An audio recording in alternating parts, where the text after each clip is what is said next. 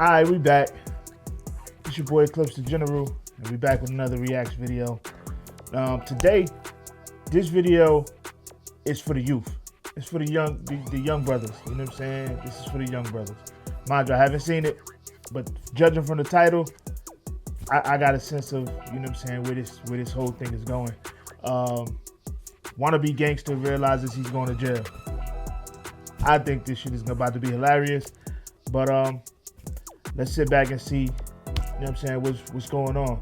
But before we get into that, you know what I'm saying, don't forget to like, comment, subscribe, you know what I'm saying, hit that notification bell, all that good shit, you know what I'm saying. Let's get it cracking.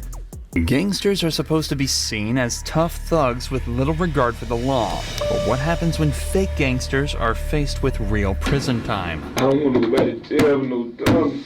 Yeah. These are three never-before-seen examples of when wannabe gangsters realizing they'll be serving prison time. Starting with the case of 18-year-old Conrad Troja, who in September of 2010 was leaving school when he was approached by a man holding a handgun. Conrad was ordered to take off his bag and hand it over, but when he refused, he was shot in the chest by the man.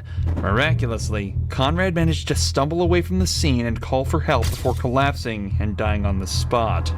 The suspect fled immediately, but was later identified as Edtavion Wilcox, who was brought in for attempted murder. But as it turns out, he wasn't all that tough in the interrogation room. All right. Hold up. Whoa.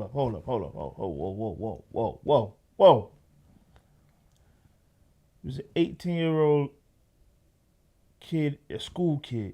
It's like a grown-ass man. Didn't see that part. Didn't see that coming. Deal. You know something else happened. I don't sit here and talk to you without knowing what the deal is, all right? We've been talking to people. We've been interviewing people. We've been showing people pictures. We've been looking at video. I didn't bring you up here because you weren't wearing your seatbelt, okay? You got arrested for a burglary before and they didn't even bring you up here. Obviously, it's something a little more serious. Wilcox is trying to remain calm and pretend as though he's got no idea what this is all about. Little does he know, his getaway driver had also been apprehended and confessed to everything. Now the detective just has to find a way to get him to confess as well. This is going to go one of two ways. You're either going to be a guy who made a mistake, hanging around the wrong place, the wrong time, did something dumb, or you're going to be a guy that goes out and likes to shoot people for fun, okay? Listen, and before you say anything, I think you're a guy that made a mistake. I know you were there, okay? I know what happened. I've talked to the victim. The victims picked you out of a photo lineup and said, that's the guy that shot me, okay? Here's the deal. I don't think you shot that guy because you're a bad person. You didn't mean to kill that guy, okay? What happened was All right, see, that sounded crazy. That shit sounded crazy. Now, I don't know the full backstory, but that just sounded insane. I know what you did. I talked to the victim. I don't think you mean to kill him. If you killed him, how the fuck you talk to him? Now, did he survive initially, but then died from complications? Yeah, that was insane. I don't know how that shit worked. But this is the shit that they do. This is the shit that the police do. They try to, you know what I'm saying, talk you into circles and then back you into a corner. Now you just in there spilling your guts. Listen, lawyer. That's all I'm gonna say. Lawyer. All I'm gonna say. But if you're a piece of shit, then you kind of deserve whatever you get. You know what I'm saying? he was trying to snatch his backpack, he started fighting with you, and you got scared. So y'all saying I shot someone? I know you shot somebody. Imagine you're an 18-year-old kid who got in over their head and ended up shooting and killing an innocent civilian. No matter 18? That nigga look at least 30. 18? God damn. Strong face ass 18-year-old. who you are, you'll be feeling scared. A feeling that'll only be amplified when a police officer asserts that they know exactly what happened. Wilcox will be feeling rattled now. As the cop talks, he's slumped over in his chair, implying he's interested in what the cop is saying, and as soon as he's allowed to talk, all his responses sound confused and even bewildered. The cop knows he has him on the back foot. Now he just needs to close it out. You're 18, right? You're 18, yes? Yeah. This is where you need to stand up and be a man and admit you made a mistake. I know you weren't trying to kill that guy. I know that because you're not the kind of guy that does that. You panicked. You got scared. You got in over your head. The victim's making you out to be a stone cold, just straight up thug killer. Guy that doesn't give a about anybody else. All right? I could have stayed big late for this shit, man. If you keep going down the path you're going down, telling me you didn't have anything to do with it, it's not you, who are people going to believe? Are they going to believe you or are they going to believe the victim? They're going to have to believe the victim because you didn't give me your side of the story. Wilcox is being pushed into a corner. The detective is using the facts that he knows Wilcox is just in over his head, but is using language in such a way that makes him feel like he's accused of being this cold-blooded monster. His reactions to this prove just how well this technique is working. He stares at the ground, implying shame, and rubs his head in a pacifying behavior that shows how stressed he is. A guy that sits there like you is not a guy that goes around and kills people. You understand what I'm saying? You have remorse. You're sorry. I can see it on you. You just need to take that next step. What happened in that parking lot? Did you guys plan it? Or did it just happen? Trying to back. Huh? They try to manage them. I can't. What'd you say? This is the part that I feel the youth need to understand. When y'all out here wilding out, doing all this nonsense, you know what I'm saying, trying to be gang and all that other shit, you feel what I'm saying? This is the part that come with it. You feel what I'm saying? When you sitting in these interrogation rooms and motherfuckers is telling you you could possibly go to jail for the rest of your life and you only 18 years old. Or you only 17 years old. Shit. In some cases, depending on what you've done, they could charge you out as an adult as low as from what I've seen, 13. I've seen 13-year-olds get life. So y'all listening to all these little dumbass, y'all call them OGs. That's not what I call them. Y'all listening to a bunch of goofy ass, grown ass boys telling you the stupid shit. Oh, you're only a kid, man. You'll get out eventually. Or you only a kid, but you go out here, you putting bullets in people. Ain't no coming home from that. In most cases, ain't no coming home from that. I don't give a fuck if you 12. Me and my lady, we watch these little,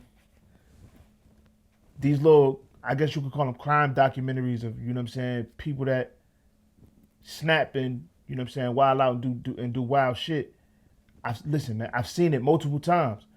I've seen 13-year-olds go to prison for the rest of their life. 14-year-olds, prison for the rest of their life. 12-year-olds go to prison for the rest of their life. These grown-ass boys got y'all out here wilding out, doing dumb shit. Y'all think it's cool. Now you sitting behind bars for the rest of your life. And let me be the one to tell you, them niggas is going to forget about you when you behind the wall. They are going to forget about you. I'm telling you now. They are going to forget about you. Ain't no money on your books. Ain't no motherfucking picking up the phones. They probably do that shit for a month or two, maybe 3. And if you got a somewhat of a decent homeboy, you might go 6 months to a year. Ain't nobody doing that shit for 20 years. The only person that's probably going to do that shit for that long is probably your mama. Keep it a buck. And half of y'all probably won't even get that because you're out here disrespecting her. Keep that shit in mind. Remember how we talked about that? Don't think about that. That's the least of your concerns right now. In a breakdown that's far from gangster, Wilcox starts to cry and laments on how he absolutely can't go back to jail. The detective uses this moment of vulnerability to press him further and tells him he has one last opportunity to be honest and let everybody know that he isn't the monster they think he is. Did you say stop hitting me or I'm going to shoot you? Anything like that? I was like, I had my hand like right here. No, you had your left hand like up against him? Yeah. Trying to push him away? I was trying to make him stop hitting me. Where was the gun? In my pocket. Which pocket? This one. How many times did you shoot? What happened after you pulled the trigger? Did he fall down or No. was he still standing up? Where'd you hit him? I didn't even know I hit him. Okay. So you fired that one round. What happened? It froze up. You just froze up? And just like that, Octavian Wilcox confessed to shooting Conrad Tohan and was sentenced to life in prison, all over a school bag. But while he'll be spending the rest of his life in prison, Demetrius Cox wasn't so lucky. Throughout the beginning of 2020, a war between rival gangs 438 and AF-NF began to break out. Many shootings were reported, with dozens of deaths attributed to just these two gangs, with one of these occurring on the 14th of April. Shots were fired at a house party in Davenport, Florida, resulting in the death of 20-year-old Wolf Luma. The killer was identified almost immediately as Demetrius Cox, also 20 years old. 2 weeks later, Cox was brought in on the suspicion of murder, and an interrogation began, ending in one of the most shocking moments in interrogation history. Dang, dude. Sir, I do. You can say Mary? I can. And I didn't shake your hand before because we weren't able to, but now we can, right? Open and close. Yes, sir. Number one, I gotta tell you, Notice how this shit start. Nigga all calm and cool, thinking shit sweet. You feel what I'm saying? That's what most of y'all do. Thinking shit sweet, thinking you tough, thinking you got it. I'm waiting for this shit to take a turn. I love this part. For me, I love this part. Because you get to see firsthand how most of these young boys that run around here wilding out, you really get to see their true character. Because all of that other shit is a front. That shit is a front. Y'all putting on for your homies, trying to be cool for your homies. This is what y'all really like. But your homies don't know that. You know what I'm saying? Be you, man. Stop trying to be some other shit you ain't.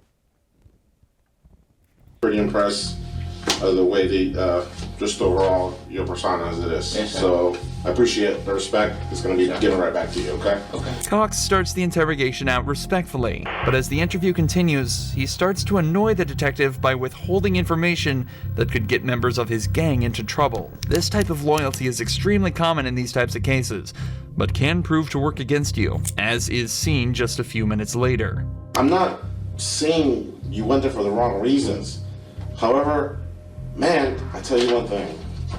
You know how they say like victims, and suspects, things like that? I thought that you were a victim. Sure I am, but now y'all make it like I'm a suspect. No. I thought you were a crazy. victim. I thought you were a victim, and I thought that you were gonna give us the justification, the explanation for what happened. Listen. But you come in here and you can't even with little details like that. Like, who cares? Well, if Papa J is there, why can't you just be honest and say, yeah, he was there? You're chilling. We hung out. But I got another question what's for you. so like hard about the truth? What's interesting about this case, though, is that the cop actually isn't 100% sure that Cox is the killer. As Cox mentions earlier, most of the evidence in the case is hearsay, and detectives could have a hard time using it in court. This is why Cox is here in the first place. If they could extract a confession, it'd make their lives a whole lot easier, but Cox isn't budging. Okay, listen. See, situations like that, and I'm not justifying, you know what I'm saying, going out and doing dumb shit, right? I'm not justifying that. But for people that are in situations like this, and let's just say you're innocent or you've acted in a self-defense manner, you feel what I'm saying? Situations like this, there's only one thing that you can do that will help you. And that is shut the fuck up. Shut the fuck up. I don't give a fuck what they say. I don't give a fuck what number they throw at you. I don't give a fuck what tactic they try to use. The best thing for you to do is shut the fuck up. Lawyer is the only word that should come out of your fucking mouth. Y'all gotta learn how to shut the fuck up. Just shut the fuck up and you'll be alright. Goofy. You want to tell me what happened, I'm all ears, man. I just tried to tell you what happened. Look at me in my face. Look at me in my face. You not. If you tell me the truth, I will believe you. But there's an explanation for what happened. So you trying to say I'm the explanation or something? That's what I'm asking. It's like you're hearing me, but you're not listening to me. Listen. To I'm what listening to saying. you, but you're not letting me. You gotta break it down for me. Please just break it down. Listen to me. Okay. I think that you might have been a victim, but I cannot believe a victim when they leave little things out, little details about that night. Well, okay. Mister, I told you all I know. Some bad happened, man. Some bad. I understand what and you're I don't saying. think that you forced it. I don't think that you or your buddies or anybody else, well, maybe you're running your mouth a little bit, but it wasn't justified what happened, okay? Eventually, the detective decides that he's not going to get anything else out of Cox and calls off the interrogation. But that's not where the case ends. In fact, the most interesting but tragic part happened just hours after the interrogation was held. Later that day, Cox was released on bail, but 11 hours later, he was shot and killed by another gang member. Meaning if he had actually confessed, he just might have spared his own life, even if it was spending that life in prison. But while Cox may have kept it together in his interrogation and preserved his gangster image, the same cannot be said for Cody Forencam, a gangster whose crime was littered with errors and stupidity. Hold up, man. And this is the life y'all choose to live. This the life y'all choose to live. Like how much loss do you have to take before you realize this shit ain't all it's cracked up to be? Little homie was 20. Lost his life at 20. For what? For what?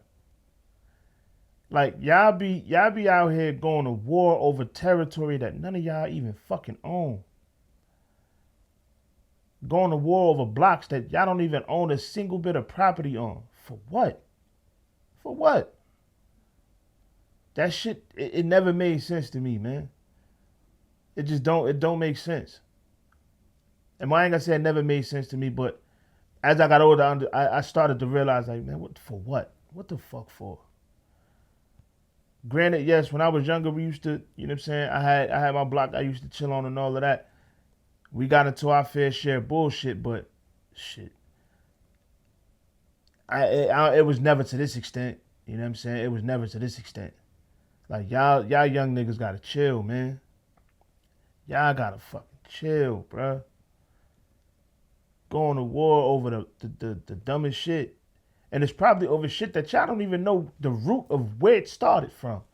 Probably going to war behind some shit that was started 30 years before you was even born.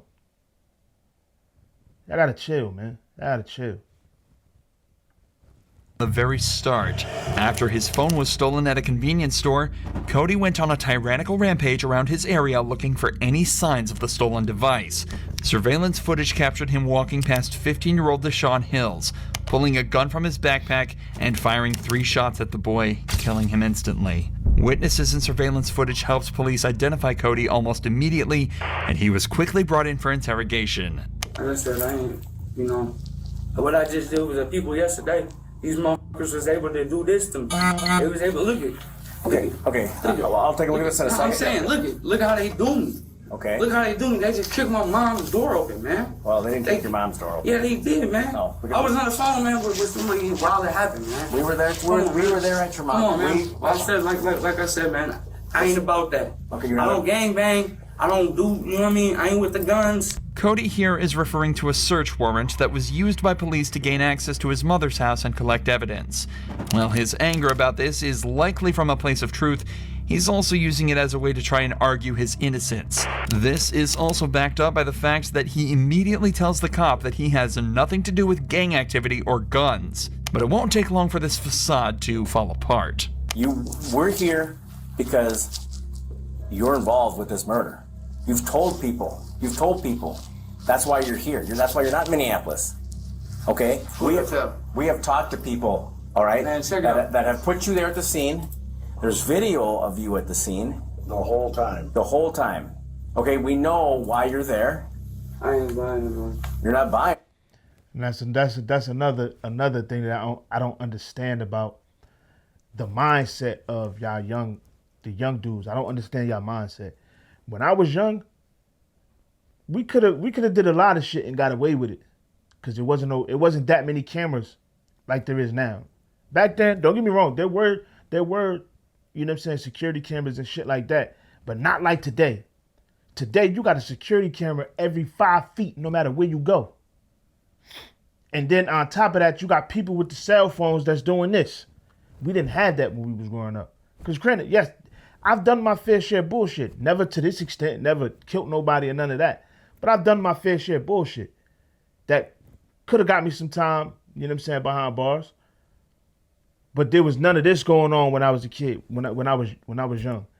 There's a camera damn near every 5 feet, especially if you in a like a shopping in like a downtown area of a city.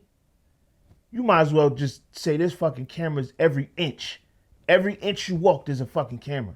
You feel what I'm saying? Like this camera's everywhere, and y'all just be out here reckless with it. Like y'all don't even give a fuck. Use your brain, fam. Use your brain. This camera's everywhere. Then the minute somebody hear an argument or some shit like that, you know they going like this. They pulling the phone out. Oh shit, I gotta get this. Come on, man. Think smarter, man. I'm not here to lie to you, though. Why would I lie to you? I ain't buying. You're on video. Okay, people are talking to you. You're talking to them. Okay? You approach people and talk to them. On the evening of the murder, Cody had been walking around the area asking people if they saw the person that took his phone and aggressively confronting people that he suspected. He was also clearly seen on surveillance footage at multiple stores and businesses in the Minneapolis area, so any arguments he has here that he was elsewhere are completely invalid. Like I said, Cody, all we're trying to do... Here's the thing. Y'all know it all. Can I just say something? If I was sitting in your chair and I had... Dude, I got mercy, dude. Hold on a second. I got mercy, dude. Look at this shit. Sit down. Look at this shit. Sit down. Look at this shit. Yep, sit down. Yeah, it's crazy. So, Just sit really, down for I don't even want, like, Here's I'm one so thing. fucking mad. One thing. Hold on. I'm so fucking mad right now. No, I was supposed to, ERT, ooh. Then y'all started talking about some goofy shit that I don't Goofy? know about. It's a murder. Some goofy shit. It's a murder. Some goofy shit. Like I ain't there. Okay. Well, here's what I'm going to say, just before we go, okay? Was that if I was sitting in your chair and I had two people ask me where I was on a specific day, and they're saying that I did a murder. That's what Durfee did with me just yesterday. I'm not talking about Durfee. I'm saying if you ask me what I ate for dinner, I might not remember. Also take a look at Cody's language and demeanor in general. Right from the start, he's been defensive and attempting to combat every single thing the detectives have said to him. Instead of respectfully listening to their points and trying to give counters to the cops' evidence, he either talks over them or just says, "I don't believe you," and fails to give any evidence in his defense. If Cody was innocent, he'd likely be doing everything he can to stay on the cops' good side and help them out by providing evidence that would acquit him. And as it turns out, he was about to start providing evidence. Evidence that would send him straight to jail. Oh, you was at Wally's and boom, boom, boom, boom, boom. You were by Wally's, absolutely. I was by Wally's. You were? But y'all don't know the story. Well, tell me. You motherfucker supposed to be in the motherfucking face, stole my phone, all that stupid shit. That don't mean I pulled the motherfucking trigger. Just because some people say some shit, that's what it is. That's what it is. So y'all gonna go with the you here anyway. I was over at the store, and I got fucking my... That's what that was. Who jumped you? I don't, like I said, I don't know. That don't make me no murder. I called my big cousin. My big cousin come get me. He, what it look like? I said, one was, I don't know. Nothing came of it. You act like, can I pull the trigger on somebody? When did you get jumped, or when did you get your... You notice how this nigga about to cry. You notice how he about to cry. And I don't like the fact that he just really... They blurred it out, but you can tell what he said. He said nigga. One of them looked like a nigga. You know, so I hope they fry his goofy ass. That's just me. Fuck him. You know what I'm saying? But you can tell he about to cry and all this other shit. I'm telling you, they gonna get your asses in these interrogation rooms and they gonna break the shit out you. You think you tough, you think you rah and all of that shit, gangster and gang and all that. You get in these fucking rooms, they bring the bitch out you. You dig what I'm saying? The bitch start coming out. And the crazy shit is, your homies know you a bitch, they just won't tell you for real. Because they need a crash dummy. Because they know, all right, I can send this nigga to do whatever. Most of your homies know y'all y'all bitch made. You feel what I'm saying? And I think they goofy for letting y'all stay around. That's just my opinion. If that ain't you, get the fuck on the sidewalk, fam. Stay on the sidewalk. The street ain't for everybody. Stay your goof ass on the sidewalk, because you know when you get in these motherfucking rooms, you're gonna start bitching. Nah, fam, they don't give a fuck about the bitching. They don't care. They trying to solve this case. You pulled this trigger, well, guess what? Take this motherfucking 25 to life. And they ain't gonna give a fuck. They gonna lock the cell and walk the fuck away. And your ass the one that's gonna be sitting there looking dumb. Wise up, man. Rob, Cody, so somebody jumped you for your phone, right? Did they get anything else from you? Or did you have money? Did you have ID? Man, check it out, man. Arguing with man. In an outburst of more anger, Cody has just put himself right next to the scene of the crime and given the officers a motive for the murder. For the next 4 minutes, Cody scrambled to get himself out of the hole he just dug himself into. But it was already too late. With the evidence they already had, plus what essentially amounted to a full confession, Cody was found guilty of murder and sentenced to 38 years behind bars. Jason was a corporate attorney making over $6. And that's just how it go, man. That's just how it go. You know what I'm saying? Like, y'all gotta understand something, right? When y'all out here running wild, doing wild shit, thinking it's gonna get you some type of street cred or get you some type of, you know what I'm saying, some brownie points, and oh yeah, niggas know what I do, niggas know how I get down.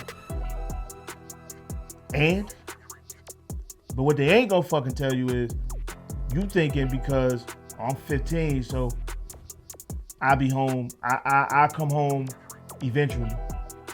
Or I'm 14, I come home eventually. Nah, fam. Nah. Y'all need to really tighten up. And get the fuck away from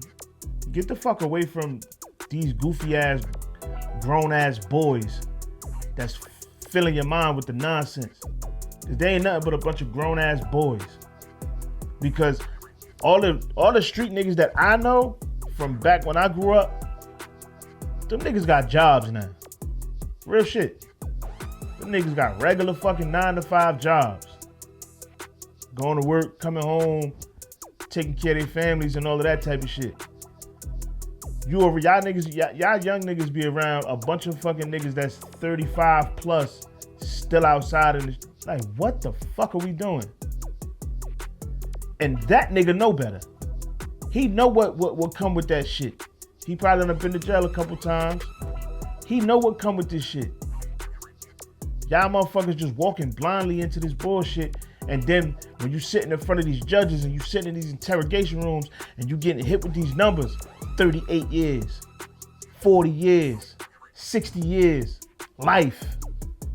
Then you start bitching. Nah, it's too late to be bitching. It's too late. Because you wasn't bitching when you was out here wilding out. You feel what I'm saying? Motherfuckers ain't telling you that, oh, you get an automatic 10 years for that switch you love so much. You feel what I'm saying? Or some of y'all be wearing bulletproof vests and all this other shit. You know, if you wore a bulletproof vest while you're actively committing a crime, you could get up to 15 years for that. Did you know that?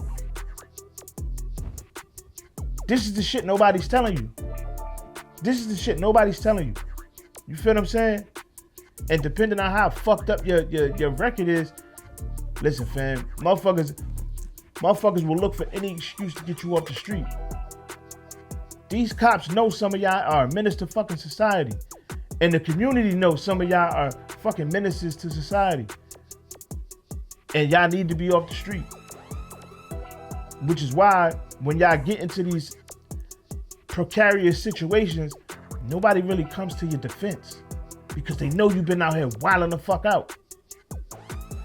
Wisen up, man, before it's too fucking late. And your ass end up behind that wall for the rest of your goddamn life. Wondering why ain't nobody coming to see you. Wondering why ain't nobody writing you letters. Wonder why ain't nobody putting money on your books. Because you've been a fucking terrorist for the past 5 or 10 years. Maybe longer. Wisen up, man. I'm gonna catch y'all on the next one, man. Make sure y'all like, comment, subscribe, all of that good shit. This shit came from the heart today, man. Like I felt like I had to get that out to the youth, man. But like I said, make sure you like, comment, subscribe, and I'll check y'all on the next one.